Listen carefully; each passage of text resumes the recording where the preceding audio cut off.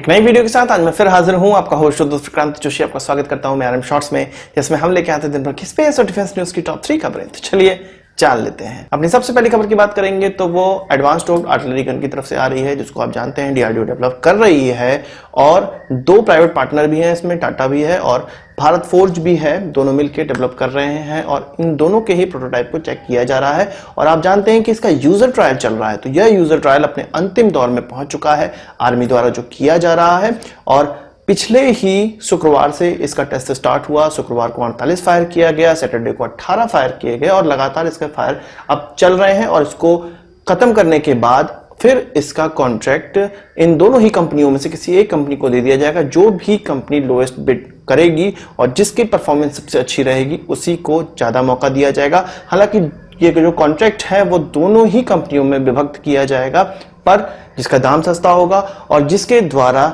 ज्यादा अच्छी गन दी जा रही होगी उसको ज्यादा कॉन्ट्रैक्ट मिलेगा और जिसके दाम ज्यादा होगा उसको कम वैल्यू का कॉन्ट्रैक्ट दिया जाएगा। अभी पिछले ही साल डिफेंस एक्विजिशन काउंसिल ने इस प्रकार की गन के लिए 150 क्वांटिटी फाइनल की है और उसको पास किया गया है, यानी कि ये 150 क्वांटिटी इन दोनों ही कंपनियों के द्वारा ली जाएगी। पर अभी जो गन का ट्रायल किया जा रहा है उसकी 10 क्वांटिटी है और इन 10 क्वांटिटीज को चेक किया जाएगा।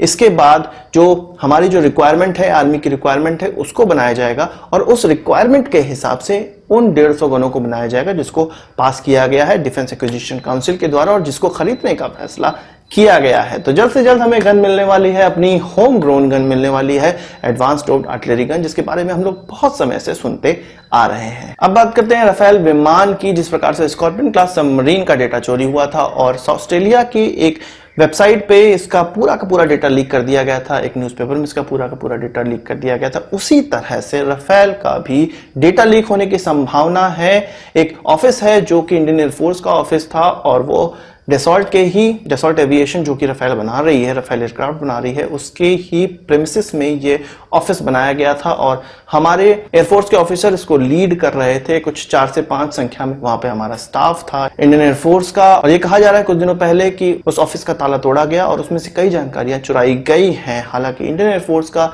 वहां पर जो ऑफिसर्स थे उनका कहना था कि जिस हार्ड डिस्क में ज्यादा से ज्यादा जानकारी है उस हार्ड डिस्क को नहीं चुराया गया है, वो हार्ड डिस्क वहीं पर है।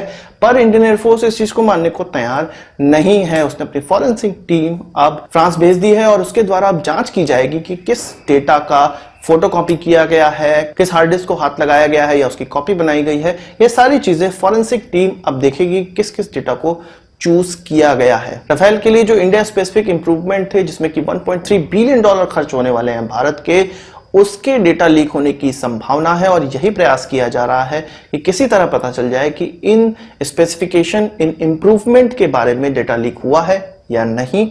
बाकी ये कहा जा रहा है कि जो डॉक्यूमेंट चोरी हुए हैं वो उन हथियारों से रिलेटेड हैं जो कि राफेल में लगकर आएंगे, पर उनके दाम के रिलेटेड कोई भी डॉक्यूमेंट चोरी नहीं हुआ है। जो भी चोरी हुआ है ये सारी चीजें पता चल जाएगी जब इंडियन एयरफोर्स के फॉरेंसिक एक्सपर्ट फ्रांस पहुंचेंगे और उसकी पूरी जानकारी लेंगे। अगली खबर हमारी निकल कर आ रही है एल्बिट सिस्टम की तरफ से, जो कि इजरायली कंपनी है और इसकी यह खबर निकल कर आई है, इसकी वेबसाइट पर एक जानकारी दी गई है कि साउथ एशियन देश ने $127 बिलियन का एक कॉन्ट्रैक्ट दिया है एल्बिट सिस्टम को, जो कि वेहिकुलर टैक्टिकल रेडियो के रिलेटेड है। इन रेडियोस का कॉन्ट्रैक्ट दिया गया है। उन्होंने किसी देश के बारे में नहीं बताया, केवल ये बताया है कि साउथ एशियन देश, जानकारों का यह मानना है कि वह भारत देश ही है जिसने इस प्रकार की टैक्टिकल रेडियो का कॉन्ट्रैक्ट दिया हुआ है, क्योंकि 2018 में ही कुछ 3000 से ज्यादा इन टैक्टिकल रेडियोस की संख्या को पास किया गया था डिफेंस एक्विजिशन काउंसिल के द्वारा और यह संभावना जताई जा रही थी कि इजराइल से ही वो चीजें खरीदी जाएंगी और यह माना जा रहा है कि यह वेहिकुलर टैक्टिकल रेडियोस हमारे T-72 और T-90 टैंक के लिए खरीदे जा रहे हैं। इनका इस्तेमाल डेटा की और वॉइस रिलेटेड जानकारी को ट्रांसमिट करने के लिए काम आता है और हैवी जैमिंग जहां पर हो रही हो वॉर सिचुएशन में, वहां यह सबसे ज्यादा काम आता है। और जैसा कि मैंने बताया, इसके द्वारा दोनों ही तरफ से वॉइस और डेटा ट्रांसमिट किए जा सकते हैं, जो कि बैटल फील्ड की एक अच्छी इमेज एक दूसरे की ओर ट्रांसफर करता है। दोस्तों, 3 खबरों के बाद अपनी बोनस खबर की बात कर लेते हैं। बोनस खबर हमारी श्रीलंका, जापान और भारत ट्राइलेटरल कॉर्पोरेशन एक निकल कर सामने आया है, जिसमें कि साउथ कोलंबो का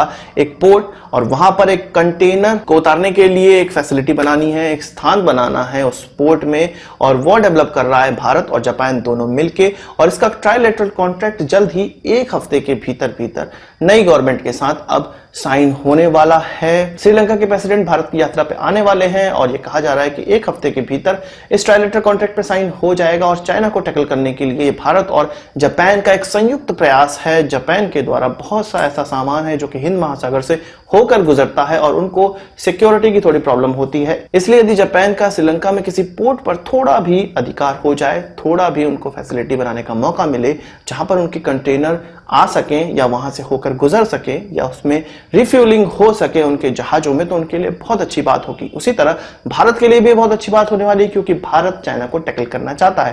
तो पूरी चीज सेट हो चुकी है। चाइना के बेल्ट एंड रोड इनिशिएटिव को टक्कर देने के लिए भारत और जापान दोनों मिलकर सामने आ चुके हैं। तो आज की इस वीडियो के लिए बस इतना ही। आशा करता हूं आपको वीडियो पसंद आया। अगर आप इसको एक बड़ा थम्स अप जरूर देंगे। इस वीडियो संबंधित कोई सवाल सुझाव हो तो कमेंट बॉक्स में जरूर लाइएगा। यदि आपने हमारे चैनल को सब्सक्राइब नहीं किया है उसे भी कर लीजिए, क्योंकि हम इस प्रकार की वीडियो लाते रहते हैं। नमस्कार, थैंक यू, जय हिंद।